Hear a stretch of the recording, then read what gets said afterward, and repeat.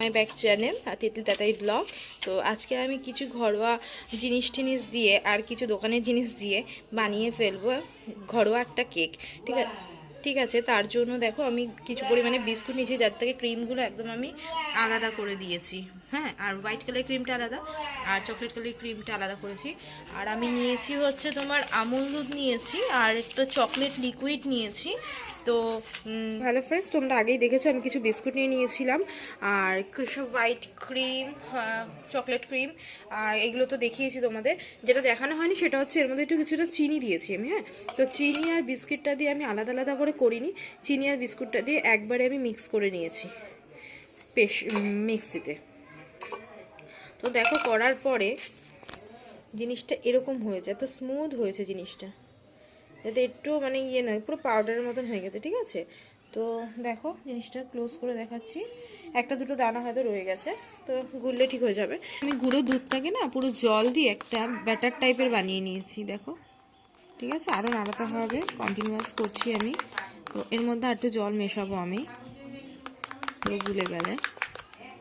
তুলে নেওয়া যে ক্রিমটা, সেটার মধ্যে একটু দুধ মিশিয়েছি আমি, ওই লিকুইড দুধটাই মিশিয়ে আমি একটা ক্রিমের মতন বানিয়ে নিয়েছি, যেটাতে কেকটাকে ডেকোরেশন করা হবে।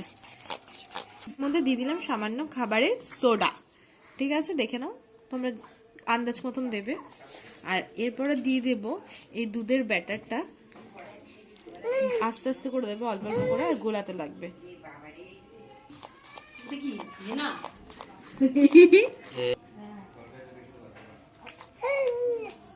দেখো, আমার মনে হয় এর মধ্যে আর একটু পরিমাণে দুধ দেওয়া দরকার, তো আমি দিয়ে দিলাম,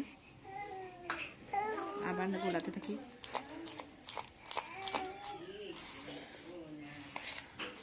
আমি প্রেশার কুকারে সাদা তেল দিয়ে চারিদিকটা মাখিয়ে দিলাম এবং নিচটাতেও ভালো করে মাখিয়ে দিয়েছি।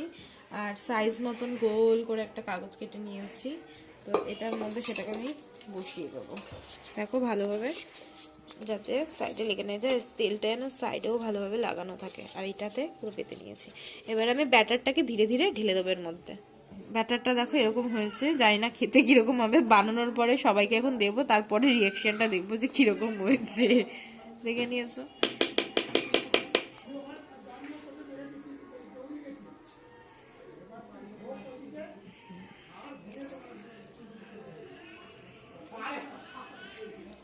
পুরোটাই আমি এর মধ্যে অ্যাড করে দিলাম। দেখো পুরোটাই আমি দিয়ে দিচ্ছি ধীরে ধীরে। আর তোমাকে হাত দিয়ে ভেতরের মধ্যে আর কিছু করতে হবে না, ওটা সমানভাবেই বসে যাবে। আর তেলটা অবশ্যই সাইড দিয়ে ভালোভাবে মাখিয়ে নেবে, যাতে গায়ে লেগে না যায় কিংবা পুড়ে না ওঠে, তাহলে কিন্তু গন্ধ বেরোবে। দেখো আমার ব্যাটারটা পুরো রেডি হয়ে গেছে। এর মধ্যে যদি তোমরা চাও ডেকোরেশন করার জন্য কাজু কিশমিশ কিংবা চকলেটের কিছু জিনিসপত্র এর মধ্যে দিতে পারো।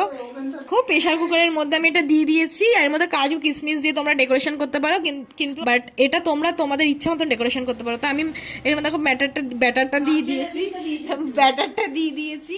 তো এবার ব্যাটারটা দেওয়ার পরে এবার আমি 45 মিনিটসের জন্য এটা আমি মানে ওভেনে দিয়ে দেবো, একদম একদম কম আঁচে দেবো। আর 45 মিনিট আমি ওয়েট করবো। ঠিক আছে, তারপর তোমাদের সঙ্গে আবার নেক্সট কি হচ্ছে সেটা দেখাবো। চলো, দাঁড়ান, আমার গ্যাসের ফলস আছে। এই দেখো গ্যাসটা কিন্তু বাড়িয়ে দেবে না, একদম লো আছে, একদমই লো আছে। আমার এটাতে দেওয়া ঠিক হয়নি, এটা বন্ধ করো, এটাতে কম আঁচ হয়। দেখো এটা এই ওভেনটাতে আমার একদম স্টিমটা ঠিকঠাক আছে। তো আমি এখন গ্যাসের ওপর এটাকে আমি বসিয়ে দিলাম 45 মিনিটস কিংবা 50 মিনিটসের জন্য, এটা আমাকে রাখতেই হবে। তো এটাকে কিন্তু পুরোপুরি লক করে দেবো। ঠিক আছে, নাহলে কিন্তু হাওয়া বেরিয়ে গেলে সেটা আর হবে না। চলো পরে দেখা যাক কি হবে। দেখো কেকটা পুরোপুরি তৈরি হয়েছে কিনা, আমি তো চকলেট কেক ফার্স্ট টাইম বানাচ্ছি। কেকটা ঠিকঠাক হচ্ছে কিনা দেখার জন্য কিংবা হয়ে গেছে কিনা দেখার জন্য আমি জাস্ট সুইটা ঢুকিয়ে একটু উপরে দিকে তুলে নিলাম। দেখো কিছুই কিন্তু লেগে নেই, তার মানে হচ্ছে পুরোপুরি কেকটা কমপ্লিট হয়ে গেছে।